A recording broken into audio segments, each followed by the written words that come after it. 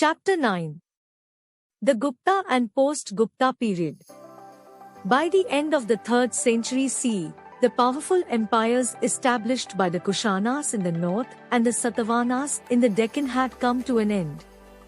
It was against this background that the Guptas emerged to dominate the history of India for the next 2 centuries. Sources. Information about the Gupta period is available from both archaeological and literary sources. The most important archaeological source is the Allahabad pillar inscription. Temples, paintings and coins are some other archaeological sources. The main literary sources include the works of Kalidasa and the accounts of Faxian and Xuanzang. Chandragupta, 322-335 CE. The first powerful ruler of the dynasty was Chandragupta I. He married Kumar Devi, a princess of the Lichavi tribe. His empire extended from Magad to Allahabad, present-day Prayagraj. He adopted the title of Maharajadhiraja, which means the King of Kings.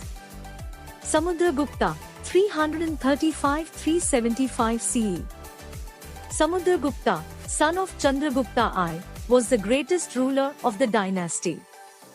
An inscription engraved on a pillar at Allahabad, popularly called the Allahabad pillar inscription or the Prayag Prashasti, is the main source of information on his reign. It lists the regions conquered by the king. It also mentions the ancestors of the king. Court poets often wrote accounts in which they listed the achievements of the king and praised him. They describe the kind-hearted nature of the king. The Prayag Prashasti. The Prashasti lists the rulers against whom Samudragupta fought. It also describes the policy that he followed towards each set of rulers. In the north, Samudragupta defeated 4 powerful kings and numerous smaller kings. These territories were administered directly. Samudragupta defeated 12 rulers of the Deccan and the far south, Dakshin Patha. The rulers only had to pay an annual tribute and accept Samudragupta as their overlord. Samudragupta defeated many kingdoms of the east such as Nepal, Assam and Bengal. The rulers had to accept his suzerainty and pay him a tribute. Samudragupta also defeated the forest tribes of the Vindhya region. The rulers offered tributes and gifts to the king. Chandragupta II, 375-415 CE. Chandragupta II was the son of Samudragupta. He maintained healthy relations with the powers of Deccan and far south. Chandragupta II was a patron of arts and literature. Faxian came to India during Chandragupta's reign and has written about many other poets, philosophers, and writers who lived at the court of the king. He has also written about the life of the common people. Later Guptas. After Chandragupta II, Kumargupta and Skandagupta were powerful Gupta rulers. They ended the rule of the dynasty. After the end of the Gupta period, many kingdoms became powerful in both the north and the south. The Chalukyas ruled in the Deccan. The Palwas were powerful in the south. Harshavardhana, 606-647 CE. The breakup of the Gupta Empire was followed by a period of disorder.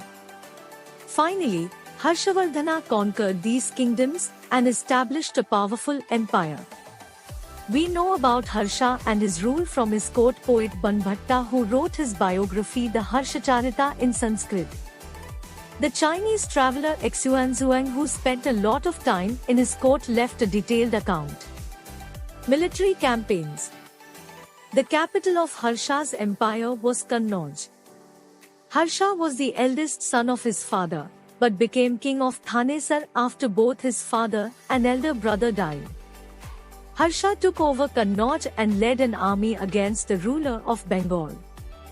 He attacked the Chalukyan king, Pulkeshin II, but was defeated. Harsha did not annex all the territories that he conquered. He allowed some kings, whom he defeated, to continue ruling. They also gave him money and soldiers whenever he needed them. Harsha, a patron of arts. Harsha was a patron of arts and learning. He also gave money to the University of Nalanda. This university prospered and became a famous center of learning. Xuanzang spent many years studying Buddhist texts at the Nalanda University. Traveler's account. Xuanzang informs us that agriculture was the main occupation of the people in villages. Nalanda University. The university here was perhaps established in the 5th century by the Gupta rulers. The chief patron of the university was King Harshavardhana. The university was the first residential university in the world. The Chalukyas. After the decline of the Satavahanas, many small kingdoms arose in the Deccan. The Vaktakas were the most powerful of these. They, however, ruled for a brief period. They were succeeded by the Chalukyas. Their capital was Vatapi or Badami. Pulkeshin II, 608–642 CE.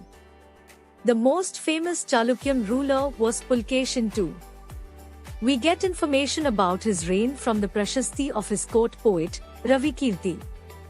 He informs us that the king defeated Harsha and checked his advance into the Peccan. Pulkeshin II also raided the territories of the Palwas.